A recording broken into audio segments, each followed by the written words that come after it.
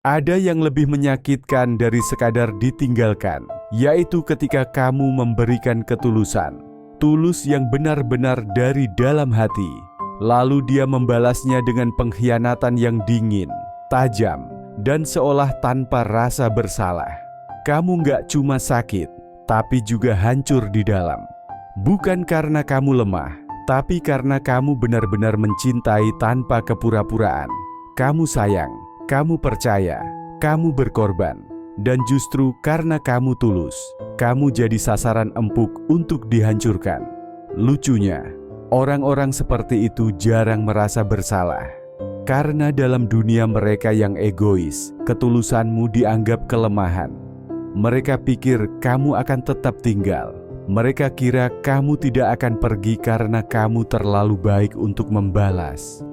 Dan mereka benar. Tapi kamu juga bisa memilih untuk tidak jadi korban terus-menerus. Kamu bisa memilih untuk tidak membalas dengan keburukan, tapi cukup memberikan satu pelajaran yang tak akan pernah mereka lupakan: kehilanganmu.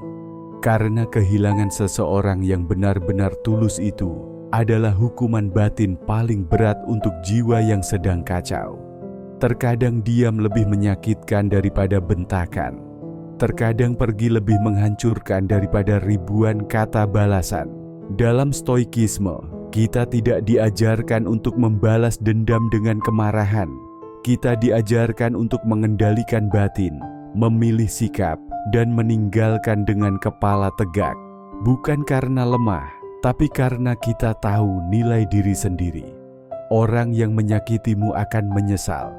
Bukan hari ini, mungkin bukan besok, tapi suatu saat ketika semua orang yang dia temui terasa palsu, dia akan teringat kamu yang pernah ada untuknya tanpa syarat. Dan saat itu, penyesalannya akan menjadi luka yang dia ciptakan sendiri. Jadi kalau kamu bertanya, apa yang harus aku lakukan setelah dikhianati?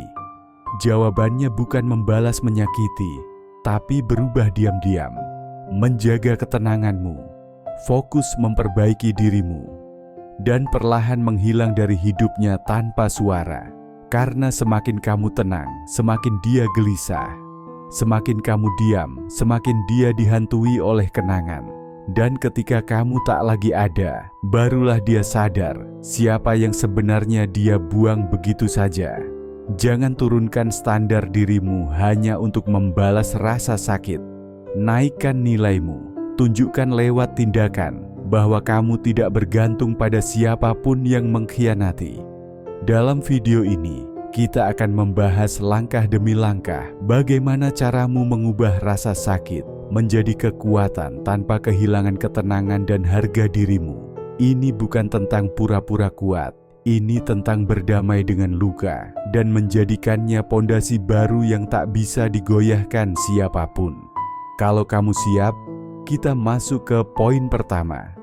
Poin 1. Kenali nilaimu dan jangan pernah menegosiasikannya. Sadari bahwa ketulusanmu tidak pernah salah. Yang salah adalah memberikannya kepada orang yang tidak layak. Kadang saat kita dikhianati, reaksi pertama yang muncul bukan marah, tapi menyalahkan diri sendiri. Kita merasa bodoh karena terlalu percaya. Kita merasa naif karena terlalu baik. Padahal bukan salahmu telah tulus. Yang keliru adalah kamu tidak menyadari lebih awal siapa yang sedang kamu beri ruang untuk menyentuh sisi paling lembut dari dirimu.